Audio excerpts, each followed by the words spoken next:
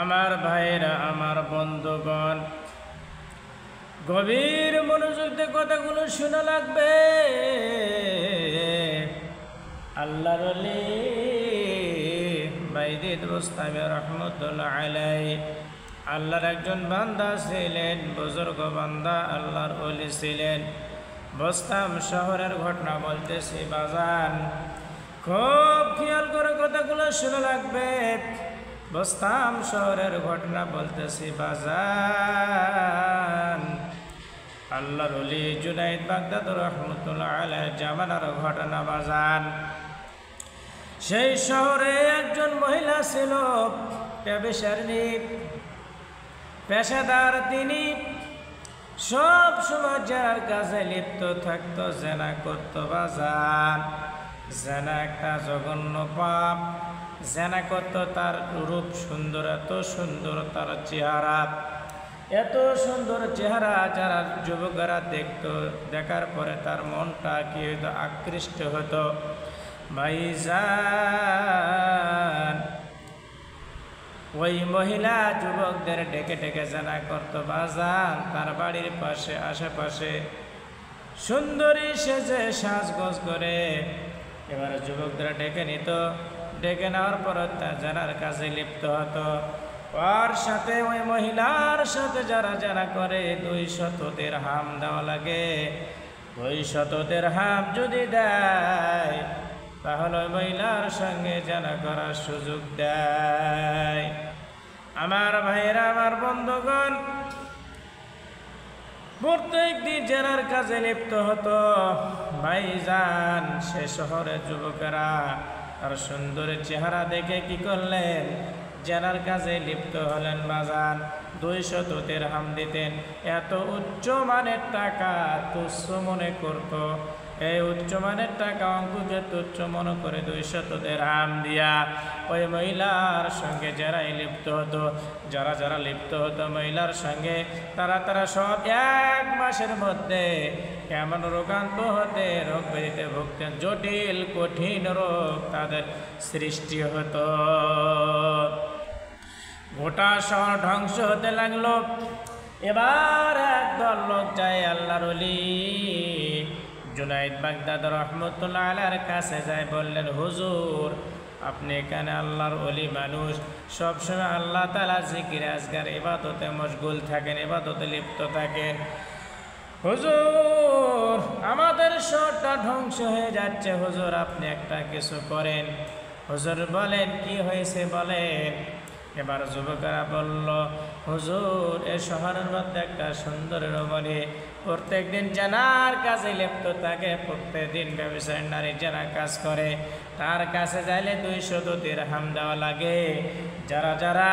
যে যুবকেরা গেছে মহিলার সঙ্গে জানা করার জন্য, প্রত্যেকের জটিল কঠিন রোগ আক্রান্ত হয়ে গেছে, তারা বিপদে পড়ে গেছে।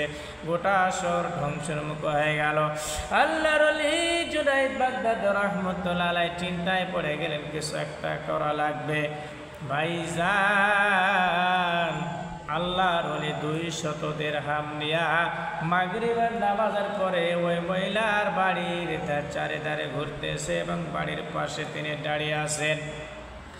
এমন সময় রাত যখন 9 থেকে 10টা বেজে যায়, 9টা 10টা যখন বেজে যেত আর যুবকেরা ভিড় জমাত জানা করার জন্য, ভাইজান এবার কি করলেন, এই ব্যভিচারী নারী বললেন তার চাকরকে, বলে, এই চাকর দেখো তো, দেখো প্রত্যেক দিন এত মানুষ ভিড় জমায়, আজকে কেন লোকজন নেই, যাও বাইরে এসে, ঘরের বাইরে এসে দেখে একজন হুজুর মানুষ আল্লাহর ওলি জুনাইদ বাগদাদ রহমতুল্লাহ আলাইহি সেখানে আসছে। বললে, হুজুর আপনি কি করতেছেন? এখানে যাবো। এখানে হবে না, এখানে যাওয়ার দরকার নাই, এখানে খারাপ কাজ হয়, আপনি আল্লাহর ওলি মানুষ, আপনি ফেরত যান। এবার কি করলাম, আমি এখানে যাব। চাকর চলে গেলেন। যাওয়ার পর মহিলাকে বললেন, সেখানে ঘরের বাইরে পরিদর্শন করে দেখলাম একজন হুজুর মানুষ দাঁড়িয়ে আছে। মহিলা বলল, ব্যভিচারী নারী বলল, হুজুর মানুষ এখানে আসার কোনো দরকার নাই, এখানে পাপের কাজ, জঘন্য কাজ, এখানে ফকির দরিদ্র আসার কোনো দরকার নাই, তাকে বাড়িতে যেতে বলো। এবার চাকর এসে বলে, হুজুর আপনি বাড়ি যান। না আমি যাব না, আমি এখানে থাকবো। এখানে থাকতে গেলে 200 দিরহাম দেওয়া লাগবে। আল্লাহর ওলি জুনাইদ বাগদাদী রাহমাতুল্লাহ আলাইহি 200 দিরহাম নিয়া তার ঘরের মধ্যে প্রবেশ করলেন। প্রবেশ করার পরে মহিলাকে 200 দিরহাম তুলে দিলেন। 200 দিরহাম দেওয়ার পরে বলল, আজ থেকে তুমি আমার, আজকে রাত্রে তোমার কাছে থাকবো, আমার কথা তোমাকে শুনতে হবে, মানতে হবে। এই কথা যখন বললেন ভাইজান, মহিলা বলল, অবশ্যই হুজুর আপনার কথা শুনবো এবং মানব। আল্লাহর ওলি জুনাইদ বাগদাদী রাহমাতুল্লাহ আলাইহি কি করলেন, ওই মহিলাকে লক্ষ্য করো, এই মহিলা তোমার গায়ের যে রেশমি কাপড়গুলো আছে, রেশমি কাপড়গুলো খুলে ফেলো। খুলে ফেলার পরে সাদা কাপড় পরিধান করো। সাদা কাপড় পরিধান করার পরে ওযু বানাও। ওযু বানানোর পরে একটা জায়নামাজ নিয়ে আসো। আসার পরে এখানে বিছিয়ে দাও। ওই মহিলা পতিতা কি করলেন বাজান, আল্লাহর ওলি জুনাইদ বাগদাদী রাহমাতুল্লাহ আলাইহি যা করে কথাটা বললেন, মহিলা তার শরীরে রেশমি কাপড় খোলার পরে সাদা কাপড় পরিধান করে ওযু বানায়া যায়, নামাজ নিয়ে আসার পর আল্লাহর ওলির কাছে সামনে বিছায়া দাও। এবার বিছায়া দেওয়ার পর আল্লাহর ওলি জুনাইদ বাগদাদী রাহমাতুল্লাহ আলাইহি আল্লাহর কাছে 2 হাত তুলে দোয়া করতেছে, আল্লাহ ও আমার মালিক, ও আমার মালিক, তুমি তো সব দেখতেছেন, সব শুনতেছেন হুজুর। আল্লাহ হুজুর কি করতেছে সব কিন্তু আল্লাহ তুমি দেখতেছেন। ভাইজান খুব গভীর মনোযোগ দিয়ে কথাগুলো শুনবেন। আল্লাহর কাছে তো আল্লাহ আমার মালিক, আসমানের মালিক, জমিনের মালিক। এ মহিলাকে জেনার কাছ থেকে ফারেক করে আমি যাই নামাজ দাঁড়িয়ে দিয়েছি। আল্লাহ হেদায়েতের মালিক তুমি, আল্লাহ আমার হাতে হেদায়েত নেই। আল্লাহ আমি কি জন্য আসছি আপনি তো সব জানেন। আমি যখন মহিলার ঘরের পাশে দাঁড়িয়েছিলাম, যুবকেরা প্রত্যেক দিন আসতো জানা কাজের লিপ্তর জন্য বাজার। আমাকে দেখার পরে সব যুবকেরা চলে গেছে। হুজুর মানুষ এখানে আসছে, কিয়ামত হতে আর বেশি দেরি নাই। হুজুর এই কাছে কিয়ামত হতে আর বেশি দেরি নাই। সব লোকেরা ভেঙে গেছে। আর আমি হুজুর মানে সেখানে ছিলাম। আল্লাহ তুমি তো জানো আমি কি নিয়তে আসছি। আল্লাহ আমি খারাপ নিয়ত নয়, এই মহিলাকে ভালো বানানোর জন্য আসছি। আল্লাহ 2 হাত তুলে দোয়া করি, আল্লাহ এই মহিলাকে অন্যায় পথ থেকে আল্লাহ তুমি ভালো বানায়া দাও। মহিলা বলে, আল্লাহ আমি নিজে অন্যায় করি, মানুষদেরকে অন্যায় করে জানার কাজে লিপ্ত করাই।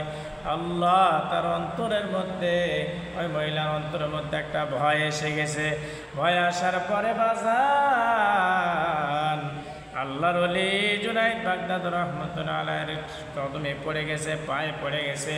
পড়ে যাওয়ার পরে, হুজুর আমাকে তওবা পড়ান, আর আমাকে আপনার সেবিকা হিসাবে গ্রহণ করুন। ভাইজান মহিলা তওবা করার পরে জেনার কাছ থেকে বাদ দিয়ে মহিলাটা আস্তে আস্তে আল্লাহওয়ালা হয়ে গেল। বলুন সুবহানাল্লাহ।